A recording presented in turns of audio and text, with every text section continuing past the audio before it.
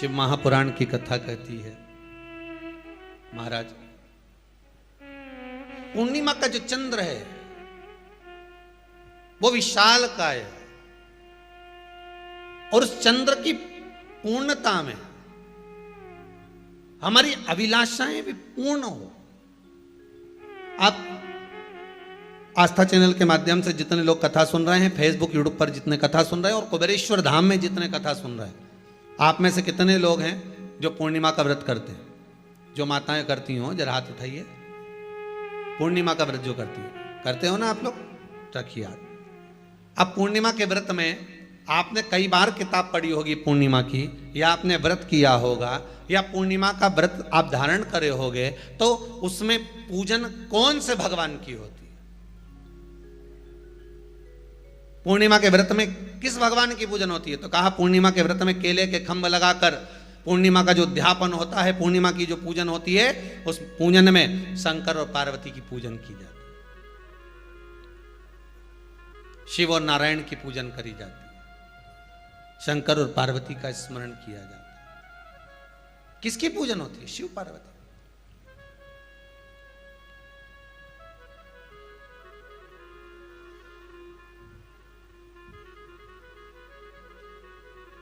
क्यों शंकर और पार्वती का पूजन क्यों करा जाता है पूर्णिमा के व्रत में?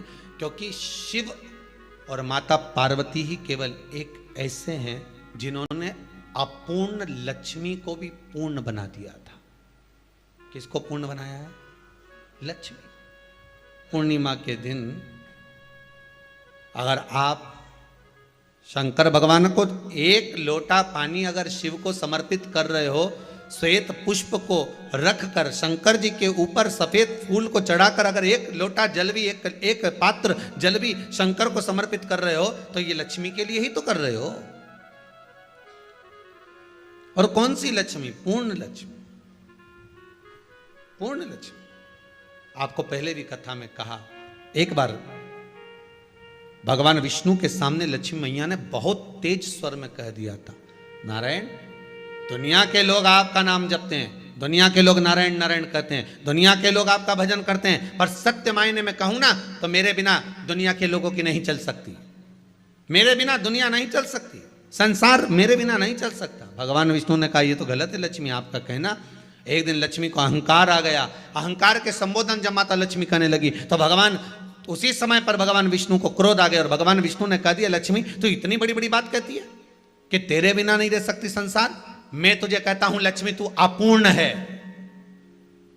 तू अपूर्ण है, तू पूर्ण कब हो गई?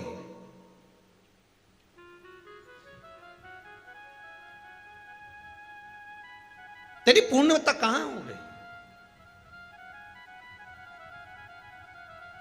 लक्ष्मी की आंख से आंसू बहने लगे, आज आपने मुझे अपूर्ण कहा है। आपको मालूम है आप मुझे अपूर्ण कह रहे हो? आपको ये ज्ञात हो रहा है आप मुझे अपूर्ण कह रहे हो? भगवान कहते हैं, हाँ लक्ष्मी, मैंने तुझे अपूर्ण कहा है। अपूर्णता का मतलब आप जानते हो ना? भगवान कहते हैं, लक्ष्मी मैं सब जानता हूं। लक्ष्मी रोती हुई माता सरस्वती के पास पहुंच गई। सरस्वती ने पूछा, क्या बात है लक्ष्मी, क्यों रो रही हो? लक्ष्मी जी ने कहा, क्या बताऊं सखी, मेरे पति ने आज मुझे अपूर्ण कह दिया है। तो क्यों रो रही है तू? अपूर्ण अगर कह दिया, पति ने ही तो कहा है ना, तो क्यों रोना? चल मेरे साथ में। और सरस्वती मैया माता लक्ष्मी को लेकर सीधे पहुंच गई माता पार्वती के यहां। माता पार्वती के यहां जब पहुंची है, माता पार्वती ने लक्ष्मी जी को देखा और सरस्वती को देखा तो पूछा कि बात क्या है, क्या हो गया ऐसा, क्या हुआ, क्या है ऐसा जो तुम दोनों आज मेरे पास में आई हो? क्या हुआ? पार्वती जी कुछ बोलती, शिव जी का ध्यान माता सरस्वती की ओर और लक्ष्मी की ओर गया और भगवान शंकर जान गए कि आज भगवान नारायण ने लक्ष्मी जी को अपूर्ण कहा है। अब देखें माता पार्वती क्या कर सकती है, इसको पूर्ण बनाने के लिए करेगी क्या? क्या हुआ? माता सरस्वती जी बोली, लक्ष्मी को अपूर्ण कह दिया। अपूर्ण कह दिया? हाँ, तो क्या सोचना उसके लिए? इसको मैं अभी पूर्ण बना देती हूं। माता जगत जननी पार्वती ने गोदी में विराजमान गणेश जी को उठाया और उठाकर लक्ष्मी जी की गोद में दे दिया। ले लक्ष्मी, आज से तू पूर्ण हो गई। लक्ष्मी, आज से तू पूर्ण है। गोदी में जब तक संतान नहीं है तो नारी को लोग अपूर्ण समझते हैं, पर माता पार्वती जी ने संपूर्ण ब्रह्मांड में एक सिद्धता प्रदान कर दी कि अपने गोदी के लाल को, अपने गोदी के पुत्र को माता ने लक्ष्मी की गोद में देकर लक्ष्मी को पूर्ण बना दिया। वो दिन कौन सा था? पूर्णिमा का दिन था। पूर्णिमा के कितने व्रत होते हैं? बोलते जाओ, जरा जल्दी जल्दी बोलो। पूर्णिमा के नारियों को, स्त्रियों को अखंड सौभाग्य के लिए, जो नारी वैधव्य नहीं होना चाहती है उस नारी को पूर्णिमा के कितने व्रत करना चाहिए? जिस नारी के यहाँ संतान नहीं हो, औलाद नहीं हो, उसको पूर्णिमा के कितने व्रत करना चाहिए? जिस नारी का पुत्र, पति बहुत बीमारी से ग्रसित हो, लग रहा हो कि ये मेरा बेटा बहुत बड़ी बीमारी में घिरा हुआ है, तो नारी को कितने व्रत करना चाहिए? स्वयं भगवान कृष्ण ने माता यशोदा को द्वापर में भी बताया है कि पूर्णिमा के 32 व्रत होते हैं। कितने व्रत होते हैं? 32।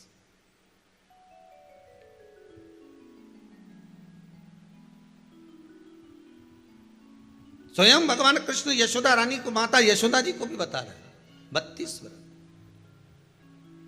अब आपको किसी ने बता दिया होगा कि 8 कर लो, 7 कर लो, 6 कर लो, 12 कर लो, इसलिए आपने बोला कि 12 कर लीजिए, 32 कर लीजिए। अरे यहां तो द्वापर की कथा भी कहती है। यशोदा जी ने एक बार भगवान कृष्ण को रोक कर कह दिया, ए कन्हैया रुको। कन्हैया बोले, बोलो माँ, क्या बात है? कन्हैया जरा रुकिए, इधर आओ जरा। भगवान कृष्ण आए।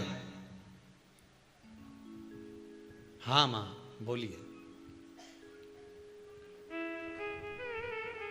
किस जगह का प्रसंग है ये?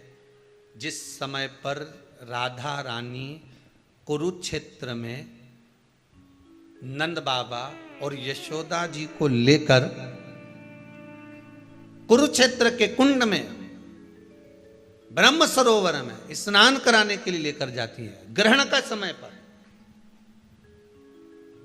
और जब भगवान कृष्ण उस कुरुक्षेत्र के उस सरोवर में स्नान करने आते हैं, तब यशोदा जी ने अपने लाला से प्रश्न किया है, पूछा है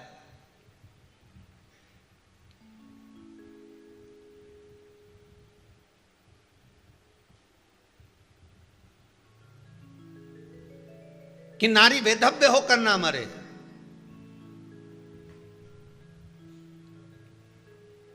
उसका पति कोई रोग से ग्रसित ना हो, उसका पुत्र किसी रोग में ना पड़े।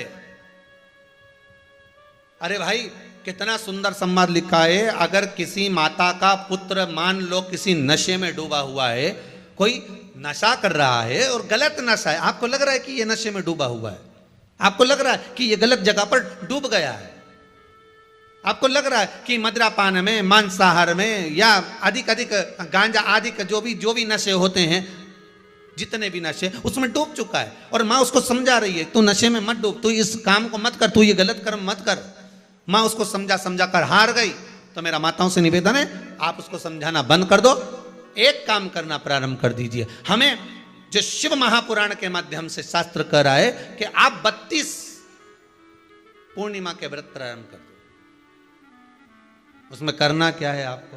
केवल जिस दिन व्रत रहे, रात्रि के समय पर कोई भी मीठा, कुछ भी सामग्री आप चंद्र की रोशनी में, चंद्र को अर्घ देने के बाद, पूजन करने के बाद उसको रखो, और वही सामग्री जो नशा कर रहा है उसको पूर्णिमा के दूसरे दिन उसको खिलाओ। आप धीरे धीरे खिलाना चालू करेंगे, जिस नशे में वो डूबा हुआ उस नशे से वो छूटना प्रारंभ हो जाएगा। 2 पूर्णिमा व्रत करके तो देखो, 3 में तुम्हें जरूरत ही नहीं पड़ेगी। धीरे धीरे आप रुक, वो छूटना प्रारंभ हो जाएगा। स्वयं भगवान कह रहे हैं। यशोदा मैया ने कन्हैया को रोक लिया कुरुक्षेत्र के उस मैदान में, और भगवान कृष्ण का दर्शन माता यशोदा जी करी। बहुत बहुत दिनों के बाद माँ को, आज माता यशोदा को लाला का दर्शन हुआ, बहुत समय के बाद, जाने के बाद, बहुत समय।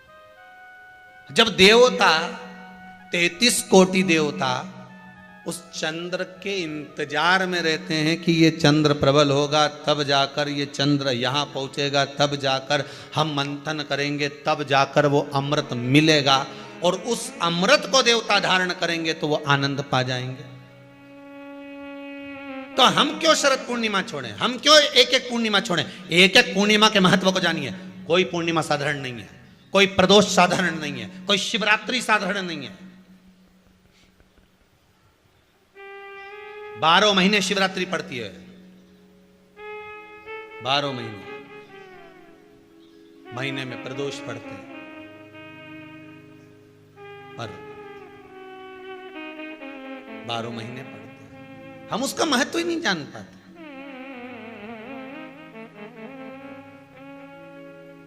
कौन से प्रदोष पर क्या करना है, कौन सी पूर्णिमा को क्या धारण करना है, कौन सी शिवरात्रि पर।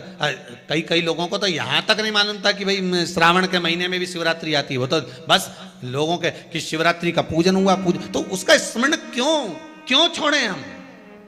अगर ये वेद और शास्त्र ब्राह्मणों को दिए गए हैं, ये वेद और शास्त्र विद्वज्जन को दिए गए हैं, तो इसका स्मरण होना चाहिए कि हम निकालकर जनमानस तक ये चीज पहुंचाएं कि हमें इस दिन ये पूजन करना है, उसका स्मरण होना चाहिए।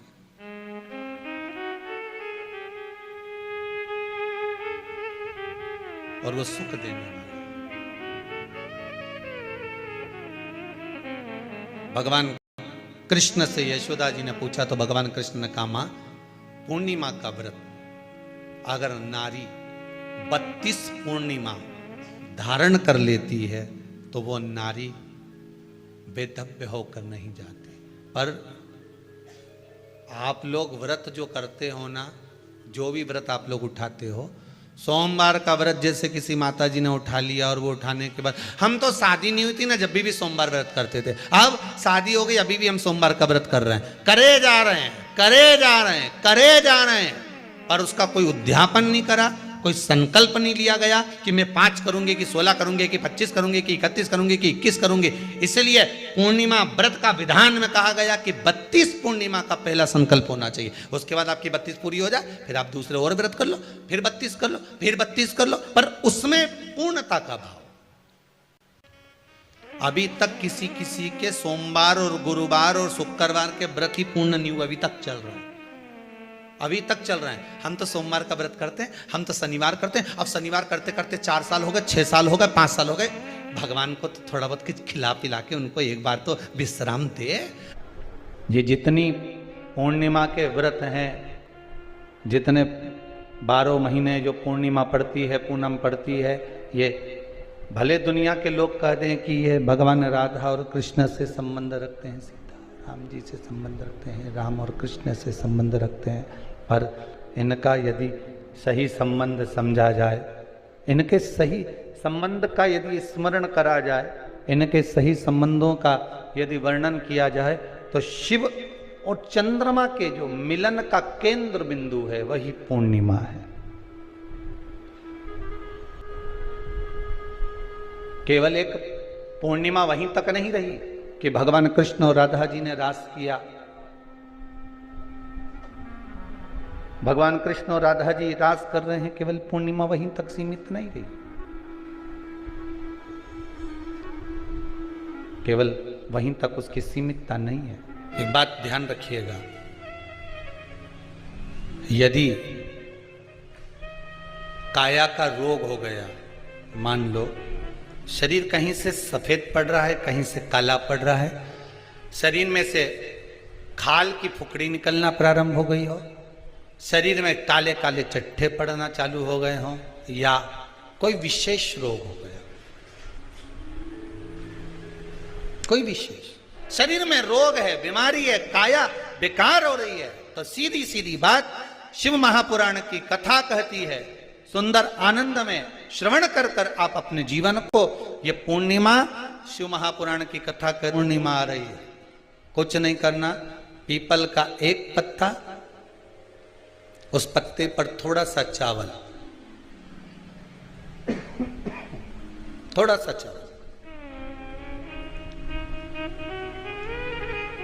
पूर्णिमा की रात्रि को अपने हाथ में लेकर, अपने नयनों से लगाकर, शरीर पर से स्वयं उतारकर उसको दरवाजे के पास रख दीजिए। पूर्णिमा की रात्रि को पूर्ण होने पर उस चावल को दूसरे दिन सूंघ कर बहते हुए पानी में डाल दीजिए।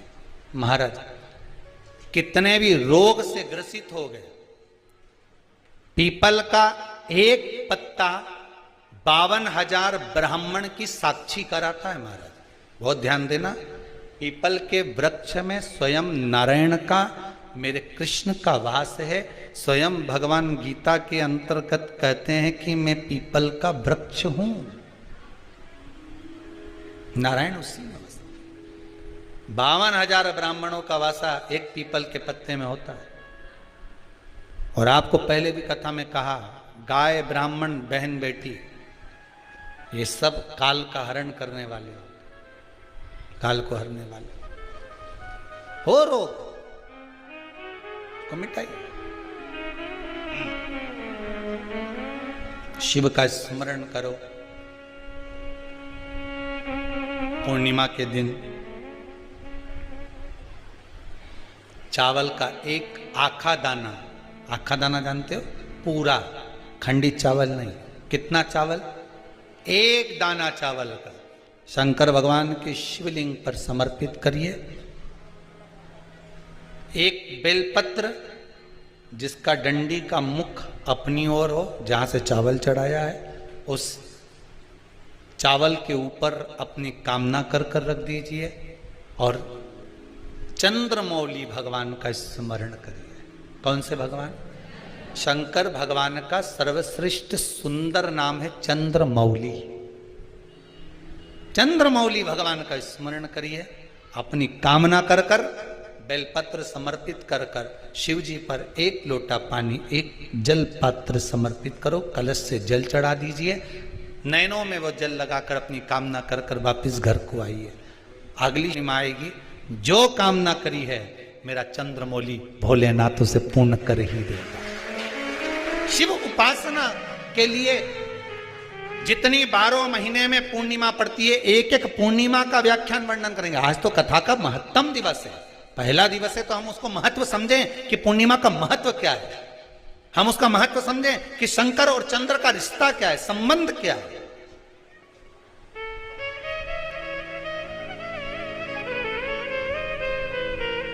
भगवान ने जितनी पूर्णिमा बनाई है, जितने नक्षत्र बनाए, जितनी घड़ी बनाई, जितना पल बनाया, जितना समय बनाया, ये शंकर भगवान ने जो बनाया ये गलत नहीं बनाया, श्रेष्ठता के लिए बनाया, जग के उद्धार के लिए, संसार के उद्धार के लिए बनाया। अब उसका प्रयोग आप करें ना करें या आपके ऊपर है।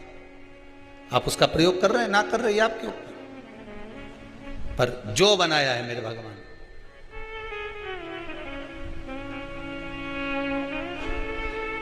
शिव देने वाला।